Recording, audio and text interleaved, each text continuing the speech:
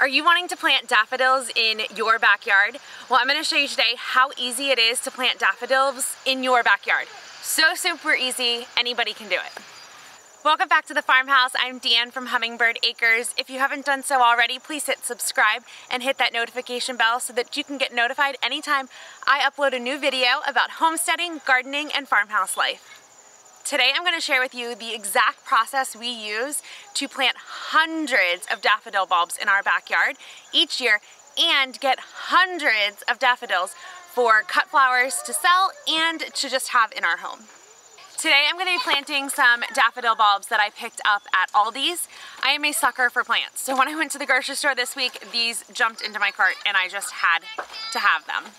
Even though these are just from Aldi's, I do plant lots of specialty daffodils in our garden as well, so I'm going to include a link below to some of the specialty varieties that we love, like Baby Bloomer and Double Fluff. Just some cool, interesting daffodil varieties for you to add to your garden.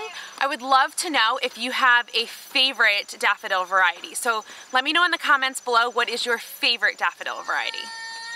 When you are planting daffodils, you want to wait until the soil is 60 degrees or colder. So in the north, this is going to be September or October, and in the south, this is going to be October or November.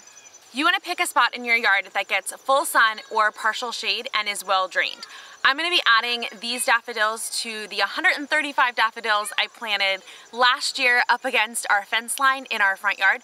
One of the great things about daffodils is that they are deer and mole and vole resistant. They have a sticky solution inside of them that those animals just do not like, so they stay away from them. So that's why I put them in our front yard and save the backyard for those plants that I want to keep away from the deer. Daffodils prefer to be planted twice their height. So if this is your daffodil bulb and say it is 2 inches tall, it wants to be planted 4 inches deep. So, and then this one's a little bigger. So say it's like 3 inches tall, then this one will want to be planted 6 inches deep. Now you can do this just by digging a hole and placing the daffodil bulb in it, but I prefer to do this in trenches. And I'm going to, it's a general rule, a general thumb, that if you dig your trench 5 inches deep, it'll be plenty deep for all of your daffodil bulbs. So that's what I'm gonna do. I'm gonna dig a trench 5 inches deep.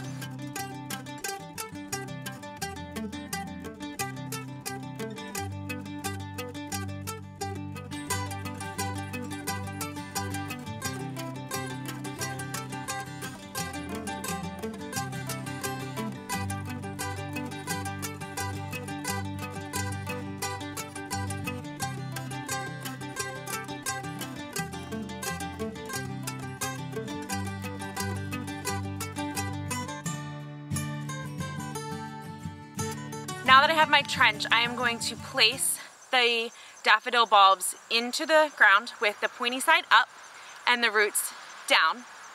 And I'm going to space them fairly closely. I'm going to space them probably every like 2, maybe 3 inches. Now, I know that by doing this, I'm going to have to dig them up in a year or so because they're going to multiply and they're just going to be stunted by their growth because they're too close together.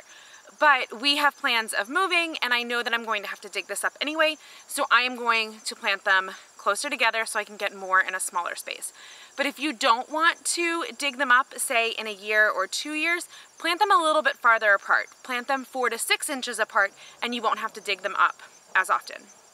But like I said, I'm going to plant them close together because I know that I'm going to move them soon. So in the ground, point side up, roots down.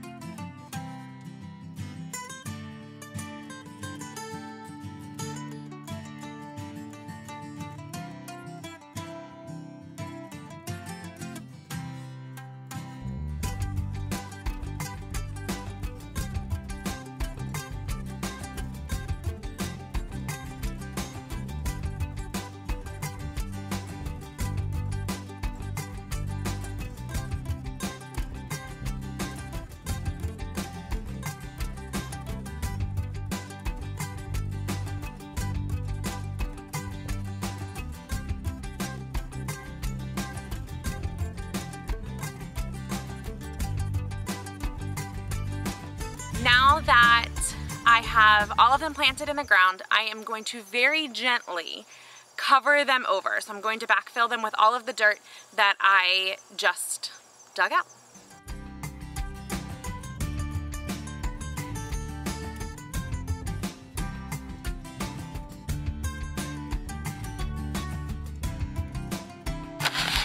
To give your tulip bulbs, or really any bulbs, a jump start, I love to top dress with a fertilizer.